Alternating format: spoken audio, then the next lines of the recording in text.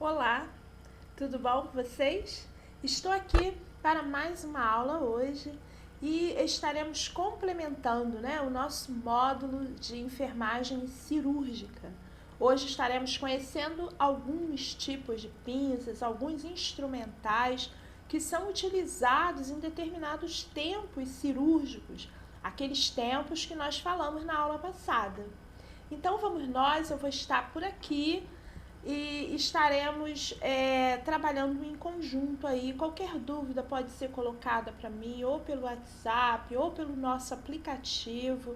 Nós estaremos tentando interagir o máximo aí com vocês e dizer que estamos todos ansiosos para o retorno, o final dessa quarentena aí que está difícil de acabar, tá bom? Então vamos nós à nossa aula de hoje, então terceira aula de enfermagem cirúrgica.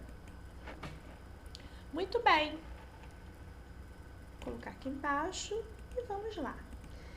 Na aula passada, nós falamos desses 4 tempos cirúrgicos. Coloquei aqui de novo para a gente relembrar rapidamente. Diérese, que é aquele momento de rompimento dos tecidos. A hemostasia, que é onde se contém, dá uma parada, uma contenção do sangramento. A exérese ou exerese, que é o tempo cirúrgico principal, ok? Onde é retirado, o que for para retirar, é feito as suturas adequadas. Então, a exérese é a cirurgia propriamente dita. E, por fim, depois da cirurgia, é feita a síntese, quer dizer, a união de todos esses tecidos. Muito bem, então já relembramos a aula passada, vamos então estar falando em instrumentos de diérese, aqueles de corte. E aí, quando a gente fala em diérese, nós vamos lembrar aqui, dessa fase de abertura, que tem a função de quê? Cortar e dissecar os tecidos. E com quais instrumentais é feito esse corte, essa dissecação? Com bisturis, com tesouras, com trépano, que nós vamos mostrar, e outros elementos também. Aqui a gente observa, a lâmina de bisturi manual, junto com cabo. Então a gente conhece normalmente o bisturi pequenininho, e esse daqui é um cabo metálico que a gente acopla a lâmina de bisturi. E aqui do lado o bisturi elétrico, que ele tanto vai trabalhar no corte como na hemostasia, tá? Vai conter também o sangramento. Muito bem. Essa daqui não é para ninguém se assustar, mas é uma furadeira, De repente a gente lembra aí das nossas furadeiras que tem em casa, mas é uma furadeira cirúrgica, normalmente ortopédica, aonde é colocada uma bloca, igualzinho, bem parecida com aquela que a gente conhece, que é aquela furadeira de parede, de madeira, Aquela furadeira doméstica. É bem parecida, só que é um equipamento com uma tecnologia maior, esterilizado, tudo direitinho. Nós temos também aqui a serra de Gigli, que eu vou já mostrar para que serve. A serra elétrica, essa serra elétrica, ela é utilizada aí, para secção do externo. Então, uma cirurgia cardíaca, por exemplo, para abertura do externo tem que serrar, e aí utiliza a serra elétrica. E, além disso, o osteótomo, esse instrumentozinho aqui, lembra pra gente aí, pessoal da obra e tal, vamos lembrar aí como sendo uma talhadeira, aquele instrumento que vai cortando, madeira e tal. O osteótomo, o nome já diz ósteo, ele é utilizado em ossos, em aberturas ósseas, em secção óssea. E por último, o trépano, esse equipamento aqui, que é um equipamento manual. Observe que a ponta dele também pode ser adaptada uma broca, tá? Essa broca, ela serve também para perfuração. Esse material aqui, normalmente, né, a maioria dos casos, ele é utilizado em cirurgia do crânio.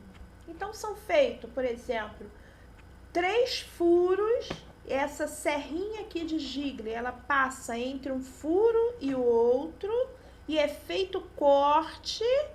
Depois vai de um para o outro, faz o corte. Então, essa serra aqui, ela é um material cortante também, de vai e vem, ó, como eu disse. Então, normalmente se utiliza a serra de Gigli em cirurgia de crânio juntamente com o trépano, ok? Esse material aqui. Ok. Tesouras, né? Vamos falar um pouquinho de tesouras. E aí, tesouras, que também fazem parte desse primeiro tempo aí. Então, o corte, ele pode ser feito por lâmina. Essa abertura, né? Ela pode ser feita por lâmina, por bisturi elétrico. Pode ser feita pela serra elétrica, que nós vimos, pela furadeira. Então, existem vários instrumentais que vão ter esse primeiro momento aí do tempo cirúrgico.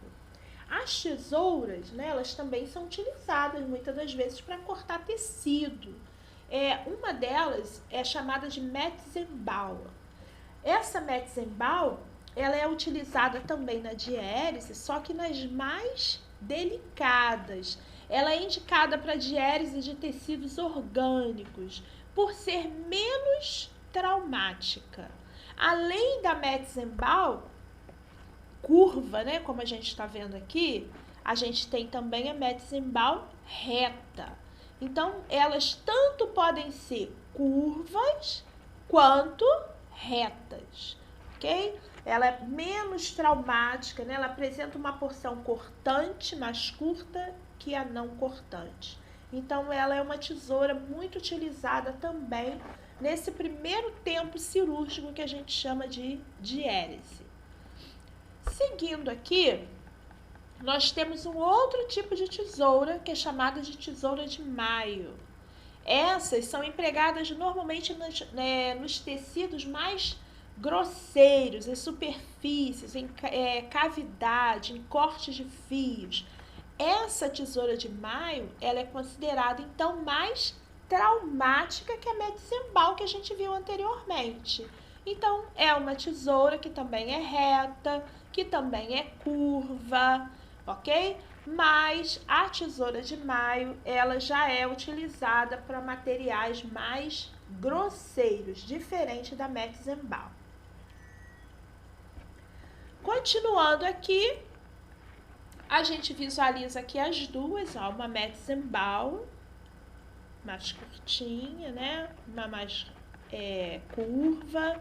São chamadas de tesouras de dissecção, possui as pontas finas, delicadas, podendo ser utilizada na secção, no descolamento de tecido. Então, é bastante utilizada em campos operatórios.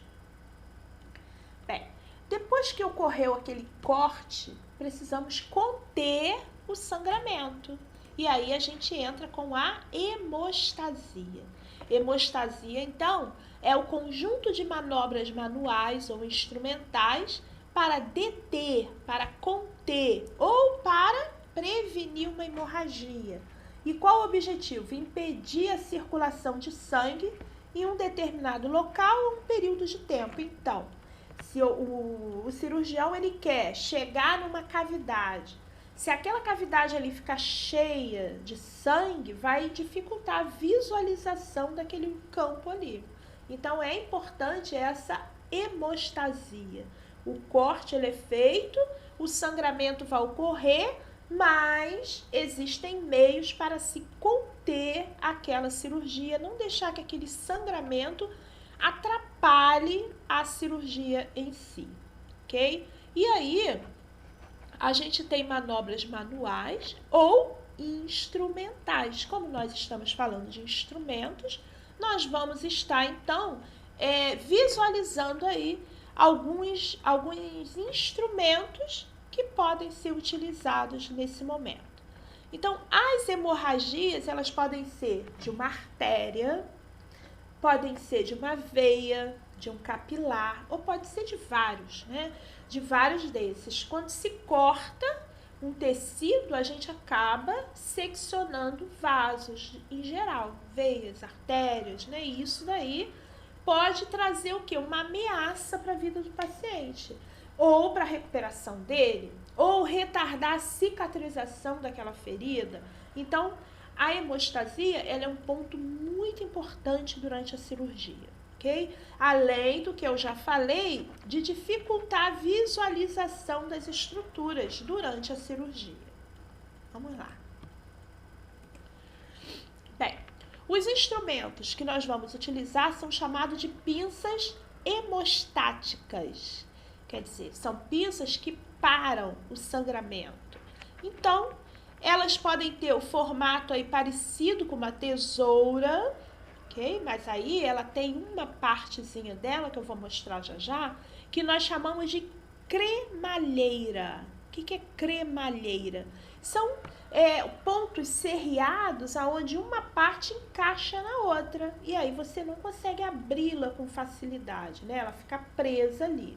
Então, cremalheira, as pinças que possuem essa cremalheira são consideradas pinças hemostáticas, ok?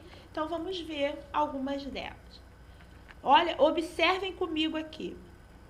Quando eu falo em cremalheiras, são esses dentes, que quando eu fecho essa ponta com essa, ela se fixa ali. Então, elas ficam presas, ok? São pinças hemostáticas. E aí a gente tem diversas. Observem que todas têm a cremalheira que eu falei. Então, a pinça de Kocher, né? Uma pinça reta, pinça curva. Essas daqui, por exemplo, utilizadas para tração de aponeurose. A aponeurose é aquela parte que cobre, que une o músculo, a parte mais dura. A pinça hemostática de Kelly, essa Kelly, ela é usada em vasos, em fios grossos, pinçamento pela ponta de tecidos menos grosseiros. Essa é a Kelly, observe que temos tanto a reta quanto a curva. A pinça hemostática de Criller, também utilizada, deixa eu ver se sai, estrias cobrindo totalmente a zona destinada à apreensão. Então, essas estrias, essas cremalheiras que a gente falou aqui, a gente vai ter todas as pinças hemostáticas vão possuir. E a pinça mosquito, a de Halsted, que é chamada de pinça mosquito, ela é pequenininha, o tamanho dela é mais delicado. Então, tanto reta quanto curva. Então, observe que todas as pinças, elas têm os dois formatos, tanto reta quanto as curvas. Vamos lá. Após a hemostasia que nós falamos, a gente vai para o outro tempo, que nós chamamos de exérese cirúrgica. Então, nós vamos precisar aí de instrumentos de preensão e separadores, afastadores. E nós vamos ver que instrumentos de preensões, o nome já diz, ele tem a função de prender, de segurar vísceras, de segurar órgãos. E a gente tem algumas pinças que também fazem parte desse grupo, a Baby Cock, a pinça Alice, a Collin, a Duval e outros, ok? Então, a Baby Cock, observe o formato dela. A pinça Collie, que ela também é justamente para fixar vísceras, né, órgãos. A pinça Duval, que ela já é meio triangularzinha, bem, uma diferente da outra. E a pinça Alice, que também tem um outro formato. Então, todas essas pinças aqui, elas vão estar presentes nesse tempo cirúrgico aqui, que é o de exérese, ok?